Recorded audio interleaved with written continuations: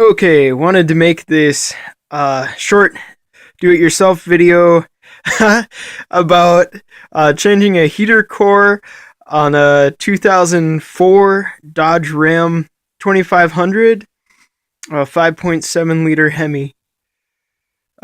This is not an easy job, and especially not if you did it the way I did it. So this is partly why I'm making this video.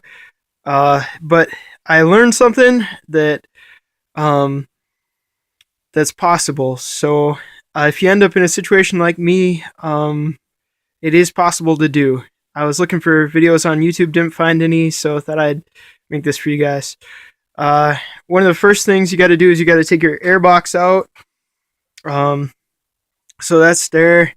It sits down on this passenger side, inside your engine compartment there, under your hood. Just kind of sits on those. You pull that out. You gotta take your computer out so that you can get to. You can see those couple of studs back in there. Those hold the heater box on from the inside. What I did was I ripped my dash apart because you gotta take that whole thing out. And I did that, and then I figured out that you're supposed to discharge your AC. And disconnect that.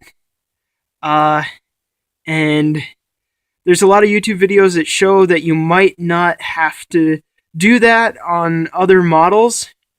For this model, everything that I saw said that you should do that.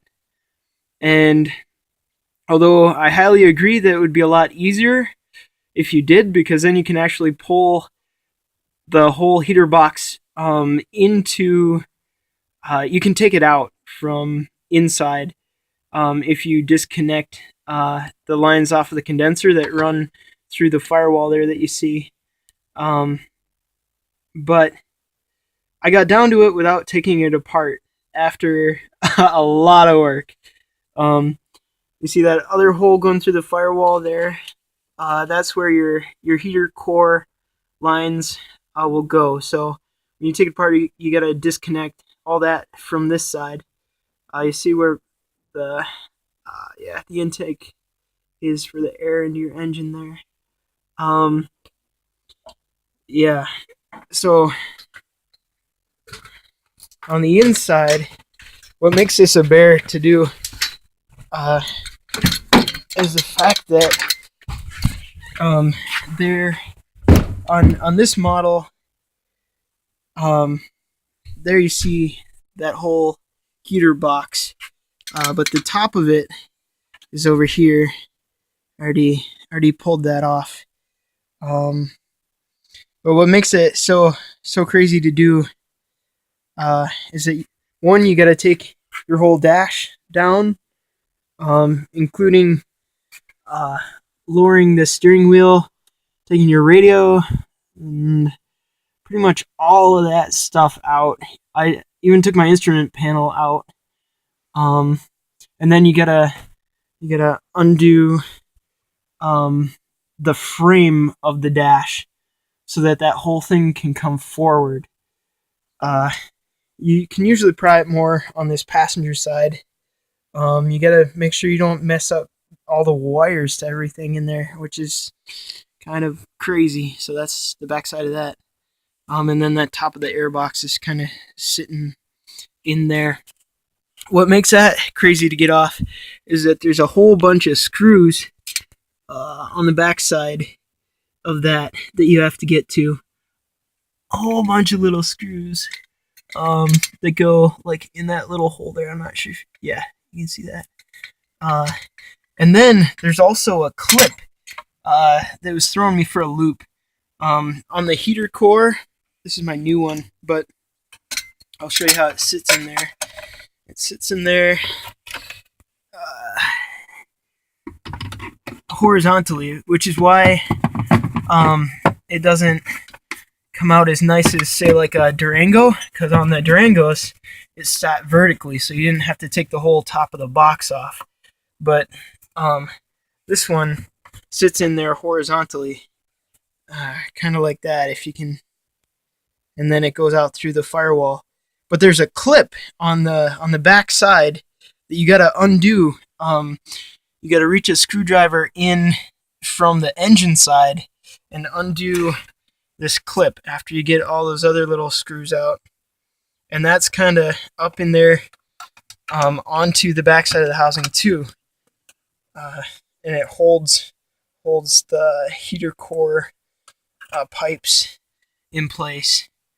What I had with mine that happened too, there's a whole bunch of little actuators and little